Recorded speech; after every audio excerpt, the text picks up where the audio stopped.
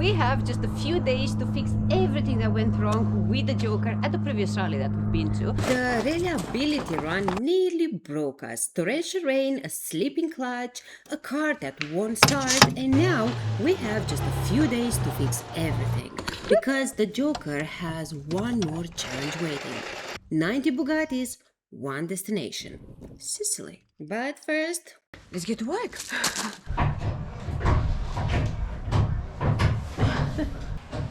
Okay. Yep. Off you go. Off I go.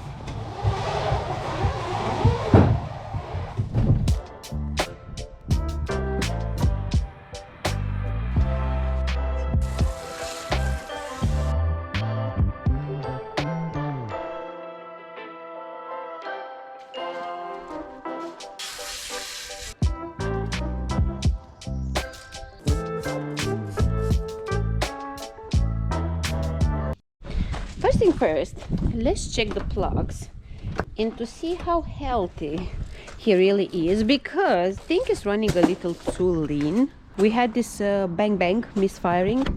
Let's say it has a beautiful color. Then why are you misfiring, mister? Well, there's nothing wrong with that then. We move on to the next thing. We need to adjust the clutch. Let me show you the tools. We will use this.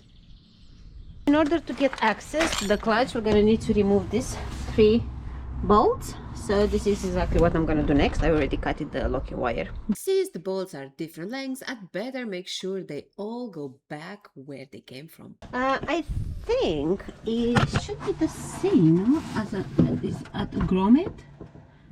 There it is. It's basically the same clutch that grommet has. So if you'd like to see it in more detail, check out the video in the top right corner. Now, first, with the stick, we're gonna try to jam the to press the clutch. And this is special made for this car. So it should stay like that. First, I need to find the hole where I can put the rod in. Found it.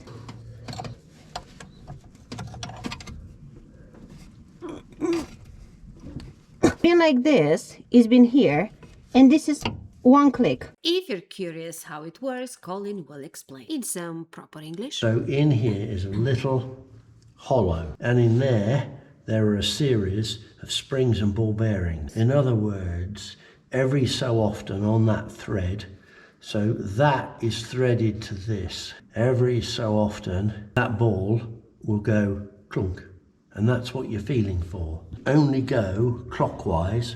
One clunk. This is how you adjust the clutch. How cool is that? Okay, let's put this back.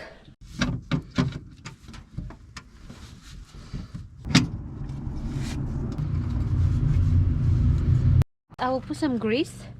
You see we have these grease nipples. So at certain interval we have to do this. Right, next we're gonna take the starter motor out. We only have to remove 2 bolts and the negative terminal going to the solenoid. Oh, here it is. There's water coming out of that.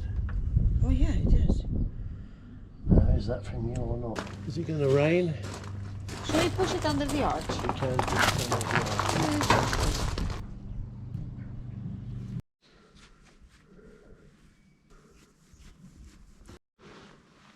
After removing the solenoid, we found a problem.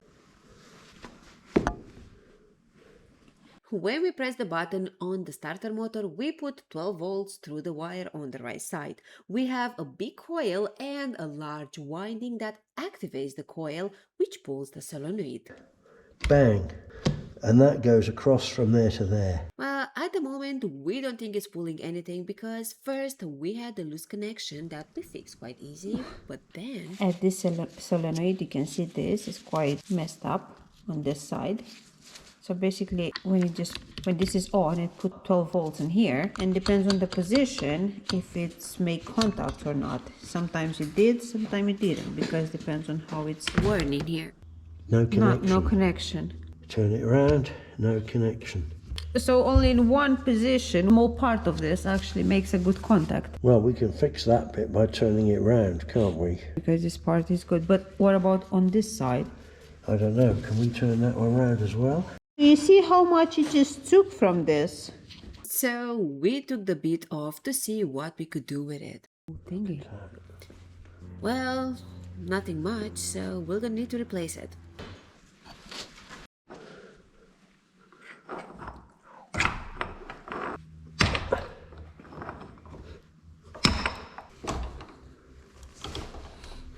Almost.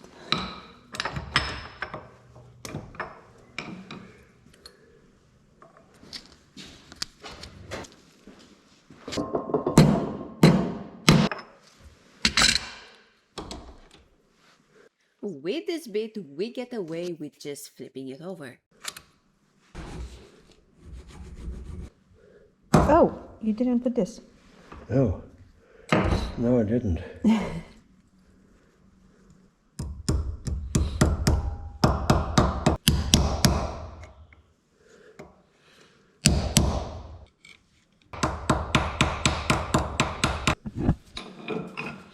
Now it's time to test it.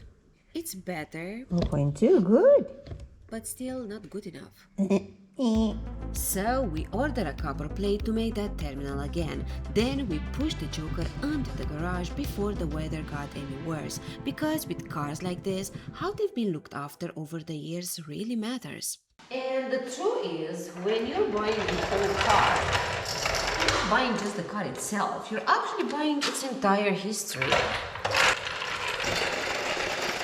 Usually, whoever is trying to sell you a car, they won't necessarily tell you every little hidden story, problem, or surprise that the car might have waiting for you. Which is exactly where having a tool like VehicleScore can be incredibly helpful. Especially if you're looking into buying a classic car or any second-hand car, really. You can run a full vehicle check the MOT history, see previous records, valuations, tax status, mileage history, and even whether the vehicle has been reported stolen. What I also like at VehicleScore is that you have everything in one place. So instead of jumping between 5 different websites trying to piece the story together yourself, everything is right there in front of you, and it's very easy to use. For example, with the Joker, apparently this one sits somewhere at 192,000 miles before it probably hidden in a garage or a museum. Even this one has been MOT'd, and you see the last one has been in 2017 and pass, so good Joker. Looks like the Joker has still quite some adventures left in him. You can also print reports, check the full MOT history, and honestly, when you're spending serious money on a car, especially something older or unusual, having that extra information can save you a lot of headaches later on. Because trust me, these old cars are very good at hiding things. And if you're currently looking at buying a car yourself, or you just want to check the history of your current one, I'll leave the VehicleScore link in the description below.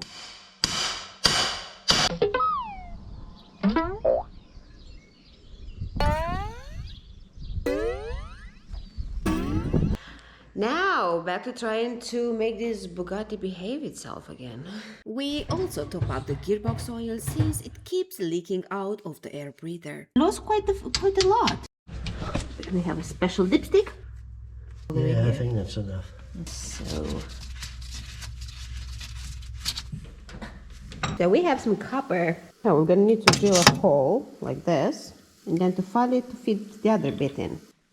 Okay, so next we're gonna need to bend it, and according to Google, we heat it up until it's red hot, and then we cool it down quickly by dropping it into the water.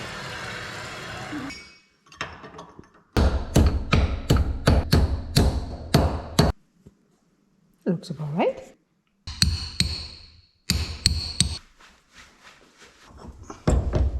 More? No, less. Less is more, you ready to say? Right. This one is a little broken, but I'll try to glue it.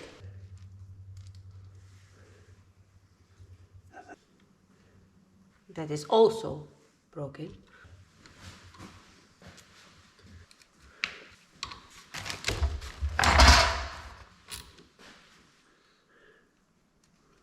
We have that and 3 of these.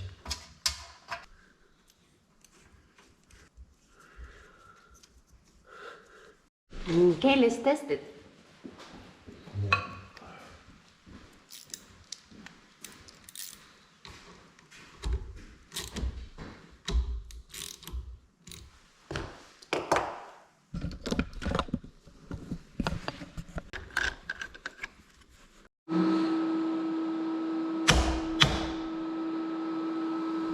Go on. Why is not turning over? 14. 14.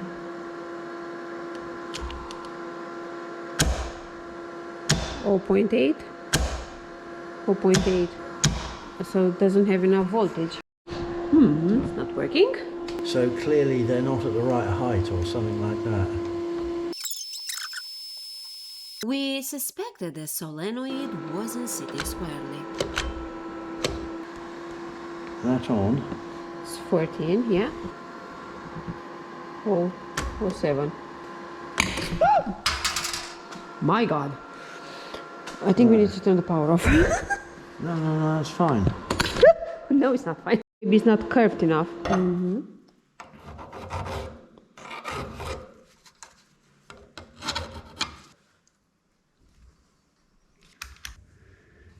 Loads of ohms. 0 ohms. Looks a bit more promising. 12 volts. Waiting. Yeah, 14. Woohoo! You're playing with fire. Right.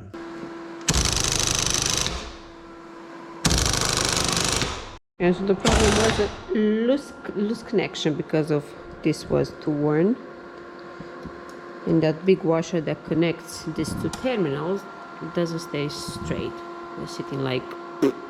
Oh, time to fit it on the car then.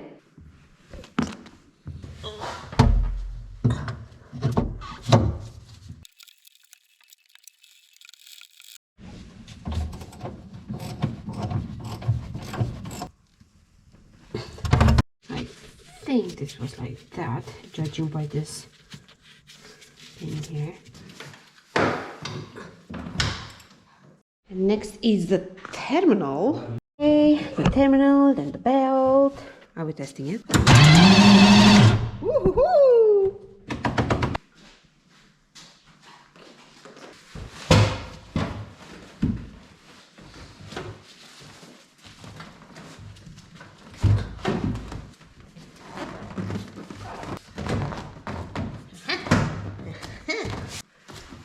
Let's take it on a drive test now. After adjusting the tire pressure, it's time to get it going. And in order to do that, I need to follow a few clear steps. Magneto on, fuel on, build up the fuel pressure, hold the fuel pressure, pull the choke, give it a few squirts of car gas, and be ready. Let's try again.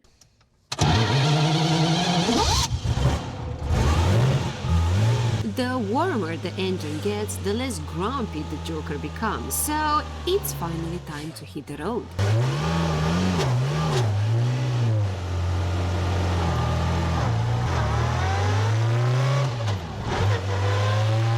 I've done this POV drive for you, so I'll keep my mouth shut and let you enjoy the drive and the beautiful sound the Joker makes.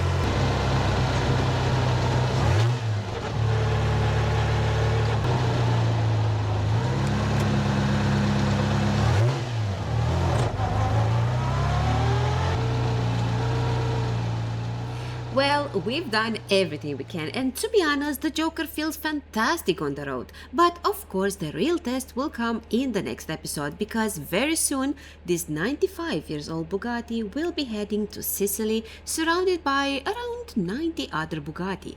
And that's where we'll find out whether the jockey is truly ready for its biggest journey yet.